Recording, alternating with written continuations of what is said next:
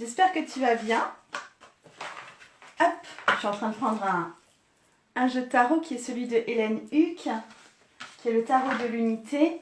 Et puis j'attends un tout petit peu qu'il y ait un peu plus de monde. Coucou tout le monde, ça va?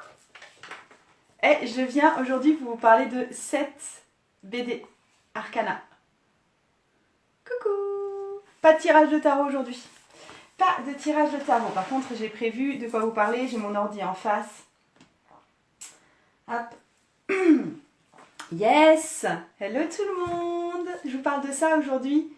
Ça va vous aider aussi à découvrir le super pouvoir, le pouvoir magique qui est associé à chacun des arcanes majeurs. Donc je prends le temps de te papoter un petit peu du bouquin aujourd'hui. C'est les éditions Dracou qui m'ont envoyé cette BD. Puis ça brille avec ma lampe là. Donc voilà. Ouais, il y en a qui l'ont déjà, je l'ai vu passer pas mal. Je te montre un petit peu les dessins en attendant qu'il y ait un peu plus de mon temps. J'avais un petit synopsis, mais... Hop. Je te montre des pages un peu au hasard pour te montrer à combien c'est joli. Alors attends. Hop. Loulou.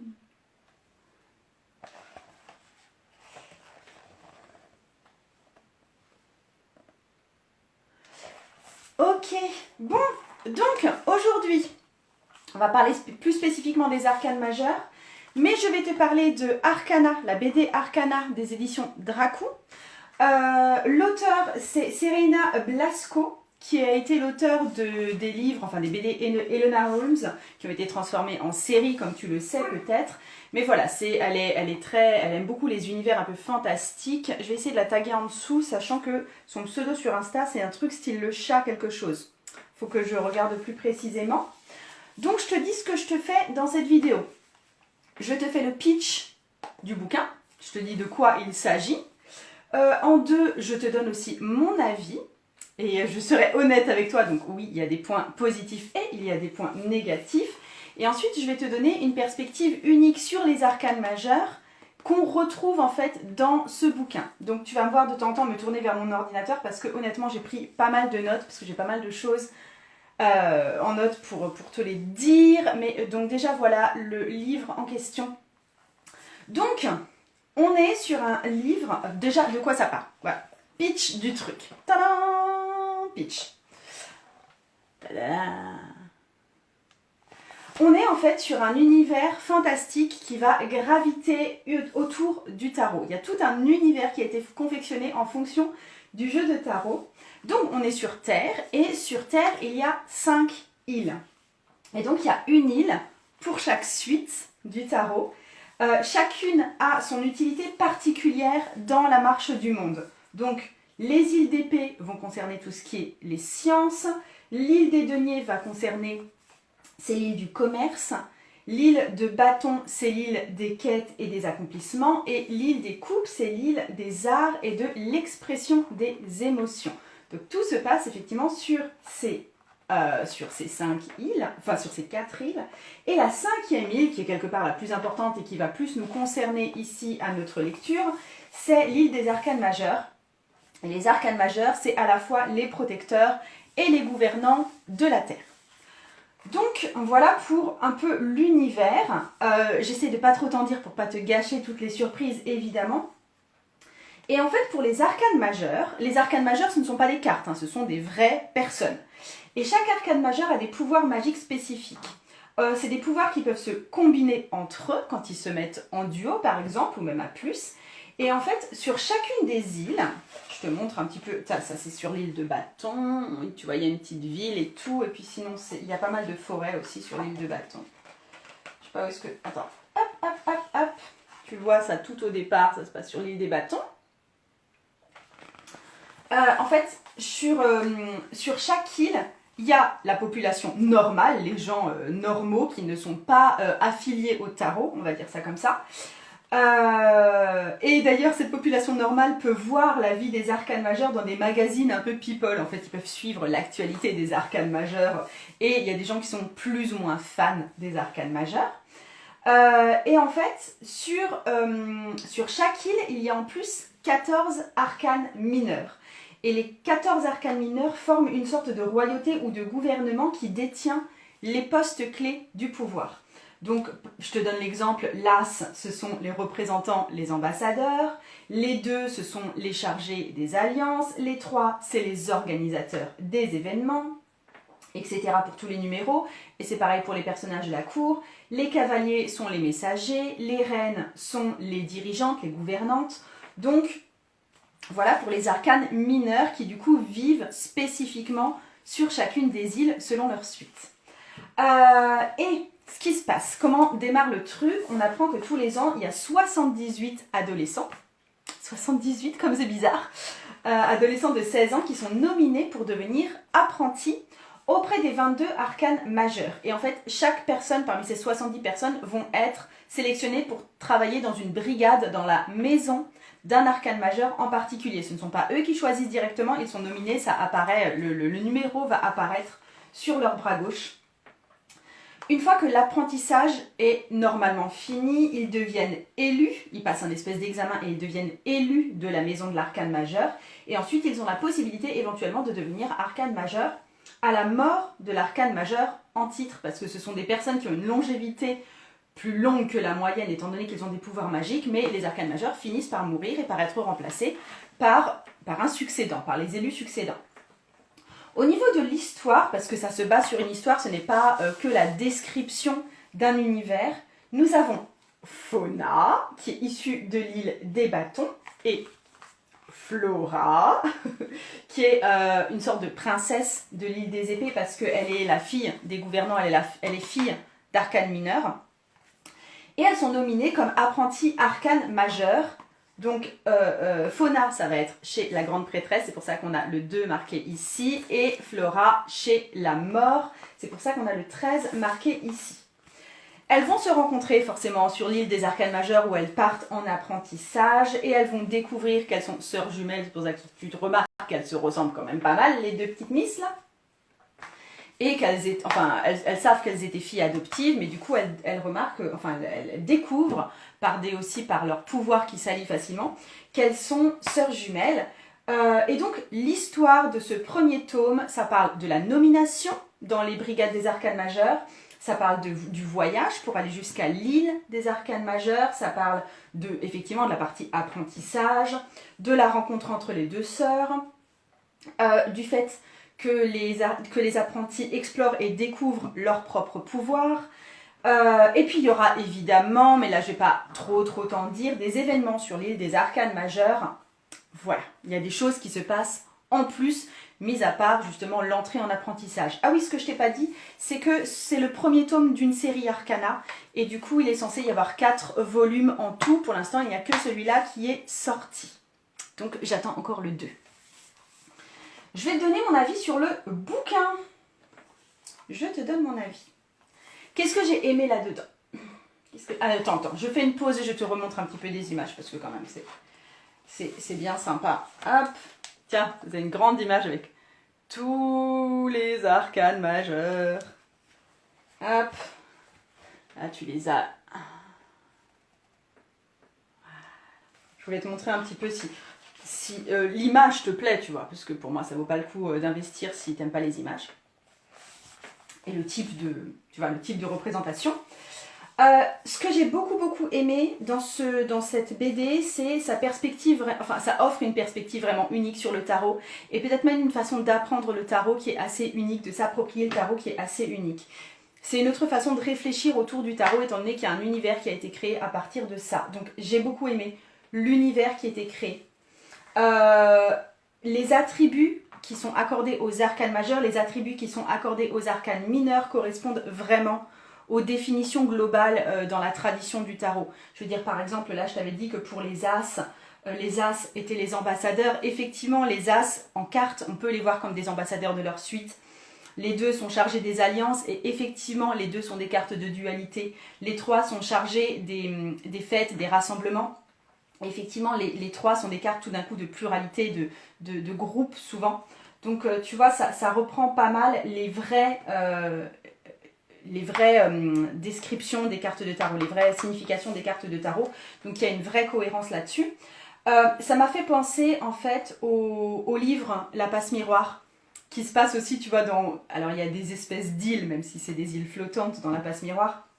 Mais du coup, j'aimais bien ce type d'univers, tu vois, en île avec des univers particuliers. Ça, j'ai bien aimé aussi. Les dessins et l'univers BDique, j'ai bien aimé. J'ai bien aimé le côté hyper coloré. Je trouvais ça juste très joli. J'ai aimé aussi, alors je t'en ai moins parlé, parce que j'ai envie que tu découvres ça par toi-même, qui est une mythologie créée derrière pourquoi il y a 5 îles, pourquoi c'est gouverné comme ça, d'où vient le mot tarot aussi. Donc tout ça, c'est une mythologie inventée. Donc il y a vraiment une histoire qui est créée pour laquelle cet univers est tel qu'il est. Et ça aussi, j'ai bien apprécié. Et tu as dû voir, hein, parce que tu en as vu passer quelques-unes quand je t'ai montré, il y a des pages explicatives qui s'insèrent super bien dans l'univers, hein, et des pages où vraiment l'histoire se déroule. Tu vois, les pages où l'histoire se déroule, ça ressemble vraiment à une BD assez classique. Et tu as des pages explicatives. Je vais t'en trouver une autre que tu n'as peut-être pas encore vue. Bah tiens, non, je te remontre.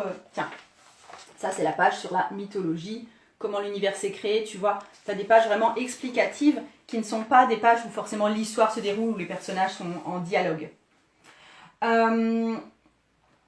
Là où... Attends.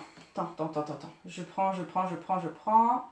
Ah oui, un truc aussi qui est super sympa en complément. Sur le site des éditions Dracou, c'est dracou.fr, hein, DRAKOO.fr, et de toute façon je vais le taguer en dessous. Il y a un petit test qu'on peut faire qui est super sympa, où on peut identifier dans quelle brigade d'arcane majeur nous on irait si on était apprenti. Et j'ai trouvé ça super sympa à faire. J'ai fait du coup le test, je me retrouve dans la team Justice. Au départ j'étais un petit peu désarçonnée, je t'en dis un peu plus tard quand je te parle des arcanes majeurs, mais en fin de compte je suis carrément ok. Nef des fous, ouais écoute, là j'en parle depuis un petit moment, tu pourras regarder en rediffusion si t'as loupé le début, mais oui, c'est pas mal. Donc oui, tu peux faire le test sur le site de Dracou. Et du coup, je te parle un peu après du super pouvoir que ça présuppose du coup chez moi. Et j'ai bien aimé ça. Alors, ce que je n'ai pas aimé. Il y a des trucs quand même que j'ai pas aimé. Déjà, arcane majeur dans ce livre, c'est féminin. J'ai lutté pendant tout mon apprentissage du tarot pour me faire au truc que c'est un arcane majeur, parce que naturellement ce qui sort c'est vrai que c'est le féminin pour arcane, ça fait féminin et du coup on dit une arcane majeure, mais en fait c'est un arcane majeur et dans ce livre ils disent une arcane majeure et ça ne va pas du tout. Problème de vocabulaire. Deuxième chose qui m'a un peu moins plu, c'est juste l'histoire. J'ai beaucoup aimé l'univers, j'ai beaucoup aimé les nominations, j'ai beaucoup aimé, tu vois, tout ce truc de on va faire un apprentissage, on se rencontre entre jumelles et tout ça, j'ai beaucoup aimé. Par contre, finalement, tu découvres que l'histoire, ça va être en fait les gentils arcanes majeurs et les gentils arcanes mineurs et sans doute les gentils gens en général, contre les forces du mal. On pourrait pas changer un petit peu à la place de dire les gentils contre les forces du mal Voilà, tu vois, c'est le truc de on va se défendre contre les forces du mal. Franchement, voilà, hein, c'était voilà. Et aussi, le truc que j'ai pas trop aimé là-dedans, c'est, franchement, il n'y a que des gonzesses. C'est un univers extrêmement féminin. Tout s'articule autour d'un univers féminin. Il y a des hommes, il y a des apprentis qui sont nominés. Attends, mais je vais te trouver des hommes. Mais en fait, même les mecs, ils ressemblent à des filles. Ou alors, ils sont là pour mettre les filles en valeur. Tu vois, là, t'as des anciens apprentis, des apprentis un peu plus âgés. Tu vois, t'as un mec, là. Mais sérieusement, enfin, voilà. C'est des rôles mineurs, en fait. Ou alors, attends, t'en as d'autres. T'as le père de Fauna qui apparaît un petit peu, voilà, on le voit un peu de loin quand même, le gars. Tu as une aide qui l'aide à choisir ses amulettes et tu vois, ça paraît comme une espèce de guide, mais c'est plus un personnage comique, c'est plus une icône qu'un vrai personnage. Bref, tu vois, le reste, c'est quand même... Et du coup, pardon, mais j'ai l'impression de me retrouver dans un univers type Mon Petit Poney, qui est hyper féminin et fifille, tu vois. Et les mecs ressemblent à des filles ou alors ils sont des espèces d'archétypes extérieurs. Mais voilà, je n'aime... À la limite, s'ils avaient dit, voilà, c'est que des gonzesses et on va tourner ça que dans un univers de gonzesses, pourquoi pas. Mais en fait, là, le fait, c'est que ça se veut mixte alors que ça l'est strictement pas. et ça me gêne. Ça me gêne. J'aime pas les atmosphères petit poney. Voilà. C'est mon avis à moi, d'accord? Tu peux avoir un tout autre avis. Le truc aussi, alors c'est pas que j'aime ou que j'aime pas, mais en fait comme tu le sais, moi j'ai 2 filles, j'ai un fils aussi, mais voilà, il n'est pas spécialement intéressé par tout ça. Je vis de façon régulière avec mes 2 filles, mon fils a 18 ans. Ma grande fille a bientôt 15 ans, ma petite fille a bientôt 12 ans. C'est ma petite qui est surtout intéressée par l'univers du tarot, de temps en temps elle tire les cartes. Et puis les 2 aiment bien les trucs fantastiques, les 2 lisent des BD, ma grande lit beaucoup de romans en plus, et s'il y a du fantastique dedans c'est bien aussi, tu vois, il n'y a pas de souci. Et du coup j'aurais aux 2 proposé de lire la BD, parce que en fait ça me semble un super bon accès pour le public jeune, pour apprendre le tarot, pour se familiariser avec l'univers de tarot, et lui apporter une touche ludique. Donc je m'étais dit, super, ça va plaire aux enfants. Et en fait, mes filles, elles n'ont pas lu le truc. Tout simplement parce qu'elles ont commencé à le feuilleter et tout, elles ont regardé. Et puis en fait, je pense que ça a été labellisé. Ma maman, elle veut nous apprendre le tarot, tu vois. Oh, un truc de tarot et quelque part, elle veut faire... Tu vois, ça passe pour un enseignement fait en douce. Donc à moins d'avoir des enfants vraiment passionnés qui veulent s'investir dans le monde du tarot, je pense pas que ce soit une voie d'accès privilégiée au tarot pour des jeunes qui, a priori, n'en ont pas grand-chose à cirer.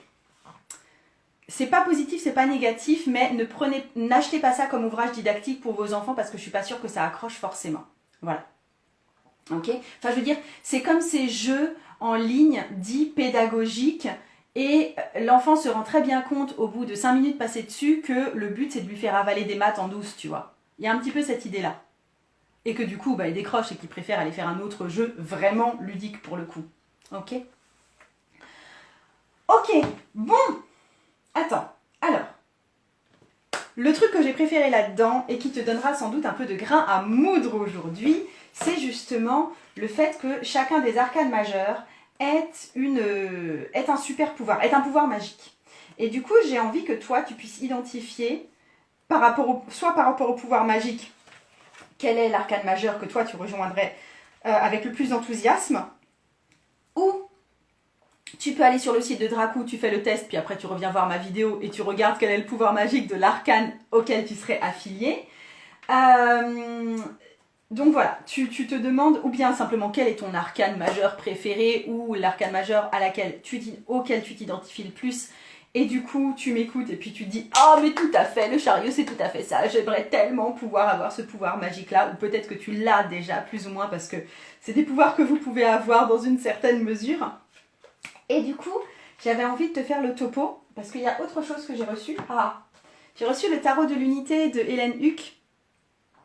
Et du coup, tu vois, je vais en profiter pour te montrer les cartes, en te parlant des arcanes majeurs. Alors, je te montre l'image dans la BD Arcana, tu vois, là où on décrit à chaque fois l'arcane majeur, de quoi c'est l'arcane, par exemple le chariot, arcane de la conquête, tu vois, et puis ça va te dire son pouvoir magique associé, et du coup le pouvoir magique que va apprendre à maîtriser l'apprenti. Et puis moi je te montre les cartes en parallèle, comme ça tu vas aussi un petit peu voir le tarot de Hélène Huck, sachant que pour le tarot, je vais refaire une vidéo sur YouTube plus construite. Je ne sais pas si elle sera très longue, étant donné que c'est vraiment un tarot arcane majeur. À savoir, on est dans Arcana, on est sur un système type Rider-Waite-Smith. Déjà pour l'explication des mineurs, c'est clairement Rider-Waite-Smith. Et ensuite, la force est à la place 8 et la justice est à la place 11. Ok? Donc, à savoir quand même, pour les puristes tarot de Marseille, c'est pas forcément adapté tarot de Marseille.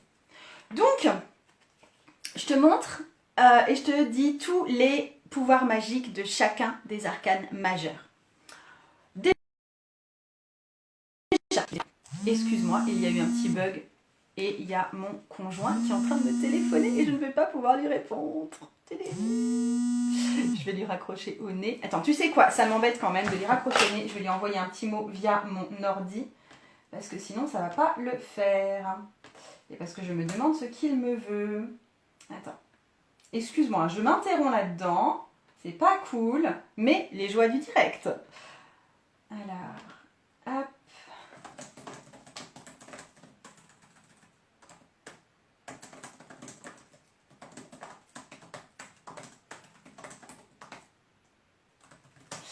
Je lui ai juste dit ce que j'étais en train de faire. Excellent. Bref, faut quand même que je m'y mette. Donc, le fou, quel est, donc, qui est l'arcane de l'aventure. Et son pouvoir magique, c'est la projection astrale et c'est d'être dans plusieurs endroits en même temps. Ok ?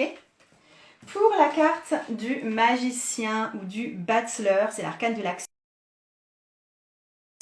Transformer une capacité naturelle en pouvoir. C'est en fait un amplificateur et un démarreur. Pour la grande prêtresse, donc la papesse dans le tarot de Marseille, on est sur le pouvoir de la prémonition et de voir les différents futurs possibles. L'impératrice, on est sur le pouvoir de l'attraction à manier avec précaution, c'est ce qui est indiqué dans le livre Arcana. Attends. Du coup, il m'a répondu, non mais je te jure. Alors, attends. Ok. Bon, écoute, ça n'a pas l'air urgent, donc je ne vais pas arrêter le direct et tout va bien. Excuse-moi, vie privée qui s'immisce dans les vidéos. On a ici la carte de l'empereur et le pouvoir magique de l'arcane majeur empereur, c'est la maîtrise des éléments eau, terre, feu, air, pierre, métal. Pour le hiérophant, on l'appelle hiérophant dans Arcana, c'est influencer les pensées et c'est à manier avec beaucoup de sagesse. C'est un pouvoir d'influence. Pour l'amoureux, on a le pouvoir magique, qui est l'arcane des choix. C'est le métamorphe et du coup il va pouvoir changer d'apparence comme de personnalité. Là pour le coup ça m'a presque plus fait penser au signe des Gémeaux qui est associé à la carte de l'amoureux que à la carte de tarot. Pour moi le jumeau est métamorphe, enfin le signe des jumeaux est métamorphe, il peut avoir plusieurs visages. Nous avons le chariot dont je t'ai parlé tout à l'heure, qui est l'arcane de la conquête. Et son pouvoir, c'est d'être passe-muraille et boussole. Il retrouve toujours son chemin. Donc je suppose que c'est aussi un pouvoir de guide pour les autres. Excuse-moi, force et justice inversée. Pour l'arcane de la force, c'est l'arcane du courage. Et du coup, son pouvoir, c'est la communication avec le monde animal et végétal. Et ça va intéresser toutes les personnes qui se forment ces temps-ci en communication animale. Ensuite, nous avons la carte de l'ermite. C'est un peu le bazar parce que justice et force inversée. L'ermite, c'est l'arcane de l'introspection et son pouvoir magique, c'est la téléportation à travers l'espace, le temps et les mondes. Ça rejoint pas mal le pouvoir du fou également, je trouve. Ensuite, nous avons... Attends, je vais mettre ça comme ça. Nous avons la roue de fortune qui s'appelle juste la roue dans Arcana et qui est l'arcane du changement et son pouvoir c'est d'influencer la chance, bonne ou mauvaise. Pas mal ça comme pouvoir quand même. Ensuite on a l'arcane de la justice. Alors j'ai rejoint la team justice paraît-il. Honnêtement j'étais un peu désarçonnée quand j'ai vu que je rejoignais la team justice parce que, comment te dire, la justice n'est pas une carte qui me pose problème. Parce que c'est pas une carte que je détestais quand j'ai appris le tarot, ce n'est pas une carte qui, tu vois, j'avais pas de problème d'interprétation, mais en même temps, c'était pas une carte que je considérais comme faisant partie de mes cartes de cœur, tu vois, je me reconnais pas spécialement dans cette carte de la justice, mais quand j'ai lu son super pouvoir, déjà, arcane de l'équilibre et de la responsabilité, je pense que c'est un petit peu mon message global en général quand je parle en public. Et aussi le pouvoir magique associé, c'est la télépathie et d'entendre les pensées enfouies des autres comme de nous-mêmes. Et honnêtement, c'est précisément à ça que me sert le tarot. Ça me permet une forme de télépathie. Et du coup, j'ai adoré découvrir le pouvoir magique et découvrir que j'étais dans la team justice. Ça me plaît énormément. C'est tout à fait ça. Attends, je mets les cartes en ordre, vu qu'on a passé justice et force inversée, la machin chose. Le pendu, qui est l'arcane de l'abandon, a pour pouvoir magique la télékinésie, donc de faire bouger les objets par l'esprit. Attends, excuse-moi. Ensuite, nous avons la mort, qui est l'arcane de la métamorphose. Son pouvoir magique, c'est de régénérer ou faire mourir et faire passer les âmes. Donc c'est vraiment un pouvoir de vie et de mort et de passation en fait. un peu médiumnique, on va dire. Alors, c'est marqué la tempérance, qui est l'arcane de la patience.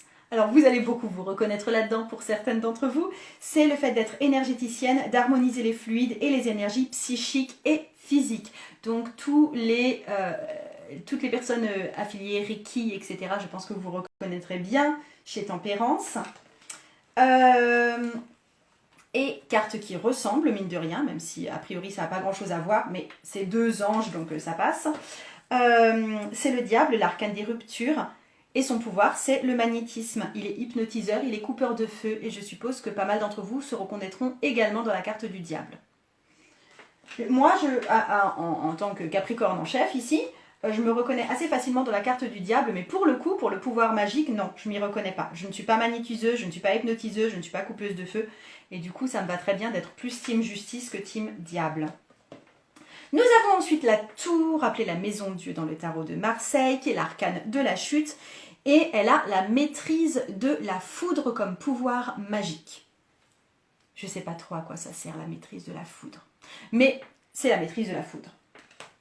Comme tu vois, c'est vraiment là, je suis consciente qu'il y a un décalage en vous montrant en parallèle les images du tarot de l'unité parce que c'est à Marseille et que sur l'image Rider-Waite-Smith, on a vraiment un éclair qui est représenté. On a la foudre qui est représentée, ce qui n'est pas le cas dans le Marseille. Je passe à la carte de l'étoile, qui est l'arcane de l'espoir et de la résilience. Son pouvoir à elle, c'est la synesthésie, donc d'allier les sens et les connexions, de pouvoir faire la connexion entre les choses et de dénouer n'importe quel problème. Ça, c'est sympa. Une dénoueuse de problèmes dans l'équipe, ça fait toujours plaisir. La lune, c'est l'arcane des rêves et des cauchemars. Son pouvoir magique, c'est les rêves prémonitoires et les révélations des plus grandes peurs. Je trouve qu'elle ressemble assez fort à l'arcane de la grande prêtresse, qui est l'arcane de l'intuition. Donc grande prêtresse, son pouvoir c'était la prémonition et voir les différents futurs possibles. Et pour la lune, c'est les rêves prémonitoires et la révélation des plus grandes peurs. Donc dans les deux, il y a une forme de prémonition. Le soleil, arcane super sympa, parce que c'est l'arcane de lumière et c'est le médiateur qui peut calmer les colères par sa simple présence et répandre la joie. Franchement, c'est pas mal du tout ça. Ensuite, on a ici dans le jugement l'arcane du bilan. Et j'avoue que je m'y reconnais aussi pas mal dans le pouvoir plutôt que dans la mission. C'est son pouvoir magique, c'est la lecture des âmes et des missions de vie. Et c'est le gardien des mémoires et des souvenirs.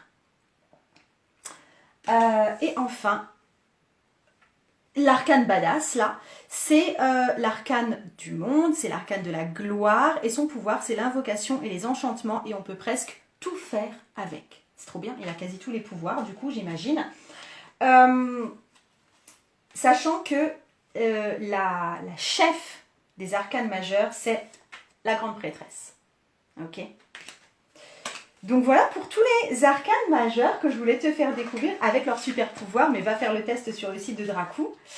Je vais en terminer là avec ce live. Mais bref, Arcana, finalement, pour les personnes qui arrivent, allez regarder ce que j'en dis, parce que j'en dis plus en début de vidéo. Je te fais le pitch et je te donne mon avis là-dessus. Mais au final, est-ce que je te recommande la BD ou est-ce que je ne te la recommande pas? Parce que j'avais aussi des choses négatives à en dire. Oui, je te recommande parce que ça apporte vraiment une autre vision du tarot et j'aime pouvoir ouvrir le champ avec d'autres visions du tarot. En fait, moi, les autres visions du tarot que j'ai, c'est soit en achetant un nouveau tarot et en découvrant la vision d'un artiste nouvelle des cartes de tarot, et ça, j'aime toujours le découvrir parce que ça te donne toujours une autre version de la pensée imprimée sur une des cartes. Ou les livres explicatifs qui t'expliquent le jeu de tarot parce que du coup tu entres dans la perspective de l'auteur, donc c'est aussi quelque chose de sympa. Mais là c'était vraiment créé autour d'un univers narratif et j'avoue que j'ai beaucoup aimé ça. Et il y a quelqu'un qui m'a dit que ouais, Tarot et Potin, tu me dis, quand tu as décidé d'identifier ton arcane, tu as eu 2 brigades à choisir, grande prêtresse ou ermite. Grande prêtresse ou ermite? Attends, c'est quoi du coup? Si tu avais eu à choisir entre grande prêtresse ou ermite. Attends, je regarde juste les 2 pouvoirs. Oui, ermite, c'est la téléportation et grande prêtresse, c'est la prémonition.